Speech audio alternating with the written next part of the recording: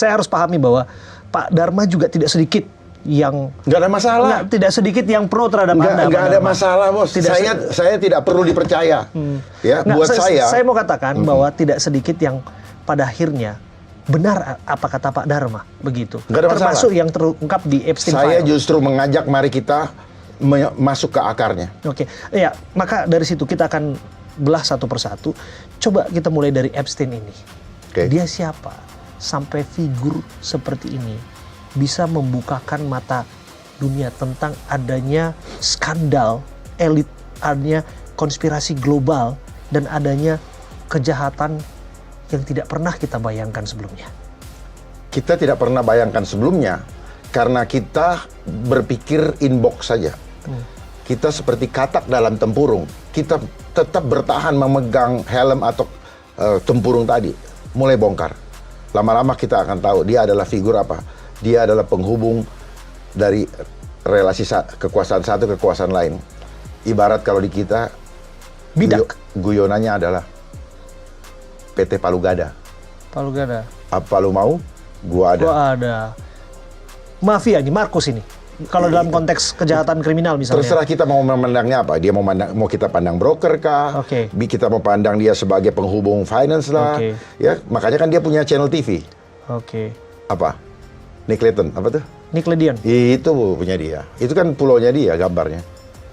Di mana banyak anak-anak yang sudah keluarganya mengaku, anak saya suka nonton ini. Akhirnya maaf. Suka menunjukkan kemaluan itu tanpa merasa, karena apa? Terdoktrin. Jadi waspada, semua media-media ini dikontrol oleh mereka. Termasuk apa yang harus disiarkan, apa yang tidak boleh. Makanya di Indonesia muncul dia punya kaki tangan. Suatu lembaga yang mengatur apa yang boleh, apa yang tidak.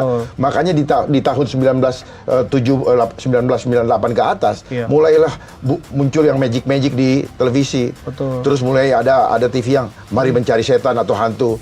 Itu mereka yang ngatur. Pak Dharma Anda sebut Nickelodeon itu, apalagi Nick Junior itu ya. Itu banyak yang nonton Pak Dharma anak sekarang. Betul. Saya punya saudara bilang dia punya ponakan begitu. Kaget juga saya setelah ada kayak gini. Om, saya begini. Ini beneran, saya nggak bohong. Jadi dia main di alam bawah sadar. Terus apa lagi? Disney World. Walt Disney. Terus ada yang apa ya? Universal Studios. Iya, semua punya. Paramount Pictures. Semua. Coba lihat itu. Saya nonton semua itu. Itu. Memang kita lihat Netflix muncul di mana? Kapan? Masa COVID dia main semua. Kenyang dia kan. Punya siapa dia? BlackRock. Sekarang dia apa? CEO World Economic Forum. Jadi Anda mau mengatakan sebetulnya ini satu kesinambungan? Satu kesinambungan. Kenapa kita menjadi tidak bisa paham secara the whole, holistik? Kenapa? Karena selama ini pemahaman kita tuh dikotak-kotakan. Makanya di sekolah dikasih pengetahuan umum sampai SMA. Setelah itu nanti ada spesialisasi, ya. Sehingga satu dengan yang lain merasa tidak ada hubungannya, sehingga terjadilah ego sektoral. Ego tadi membuat orang tidak cair. Padahal makanya kita diajarin benang merah. Ada benang merahnya. Tapi kita nggak tahu kenapa dibilang benang merah. Ternyata kita harus jahit benangnya supaya polanya nyambung. Itulah makanya keseragaman. Itu karena polanya sama, dijahit. Akhirnya banyak orang senang pakai baju seragam. Dari kecil kita diseragamkan. Sehingga di alam bawah sadar kita tertanamlah chip. Doktrin bahwa apa? Kalau tidak seragam, dia berbeda dari aku. Itu dibuatlah benteng. Supaya apa? Orang-orang yang tidak seragam. Makanya Hitler berkata, kebohongan yang diucapkan berkali-kali menjadi kebenaran. Siapa yang menguasai informasi, dia menguasai dunia. Betul? Itu dimainkan. Ada kaitannya dengan Henry Kissinger juga. Siapa yang menguasai makanan, dia menguasai manusia. Siapa yang menguasai energi, dia menguasai country. Siapa yang menguasai uang, dia menguasai dunia.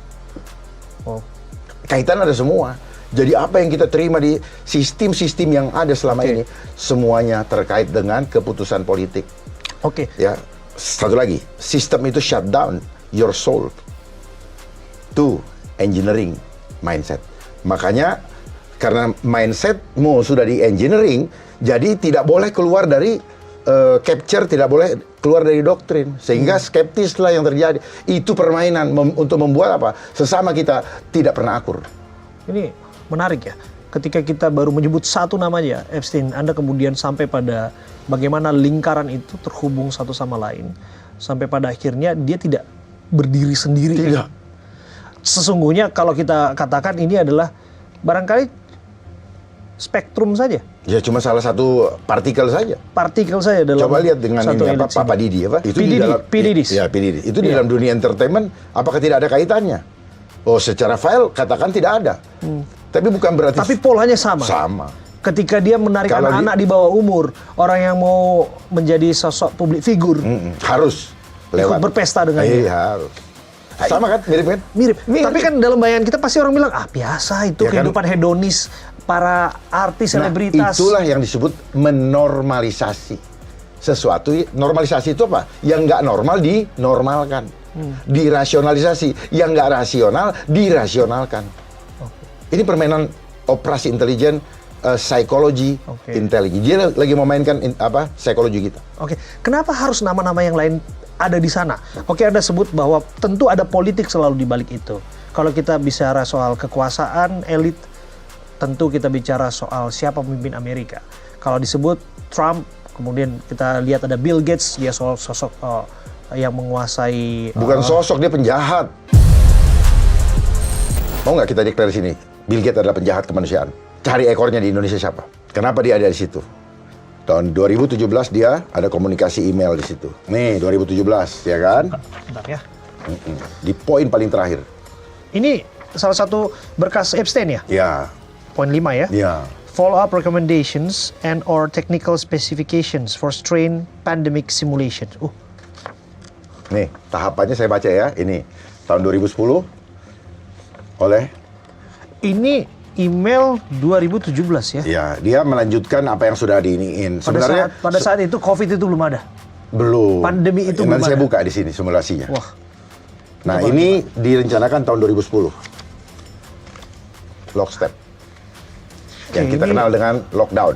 Tapi Skenario narratives. ya, itu kan tuntunan Sudah bagi ada narasi skenarionya sebetulnya.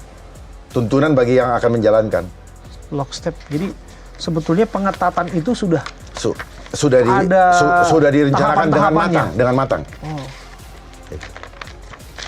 Sebenarnya Ini dari mana ini Pak Dharma yang satu ini? ya kan saya harus searching untuk meyakinkan kalian-kalian yang denial. Orang empirik kan diciptakan jadi manusia skeptis. Kenapa? Dia menutup mukanya dengan apa? Kelambu. Selubung. Skeptis itu ada selubung, Bos. Tahu kan? Iya. Ada selubung, makanya kepada ini dia. riset siapa? Ini data dari mana? Loh, itu terbuka kok, semua orang bisa lihat kok. Itu dari John Rockefeller Foundation. Jadi sesungguhnya kalau kita melihat ini dari berbagai literatur, Dapat benang merahnya. Jadi ini bukan teori, kita hanya menyambungkan pola benang merah. Nah, iya. saya terbiasa ini dari sudah. Rockefeller Foundation. Nah, saya sudah terbiasa gini. Ini. Nih. Oke. Dialah yang mengajar dialah yang mengintervensi ilmu kedokteran natural. Oke. Ini dari email ya, bergerak dari email ini tahun 2017. Bukan bergerak, ini hanya rekomendasi lanjutkan. Oke. Apa dia nomor 5? Follow up. Untuk follow up rekomendasi. Berarti rekomendasi sudah sebelumnya.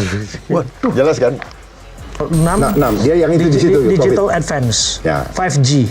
IMT Jadi 2020. COVID itu proyek untuk menuju ke sana. Wow.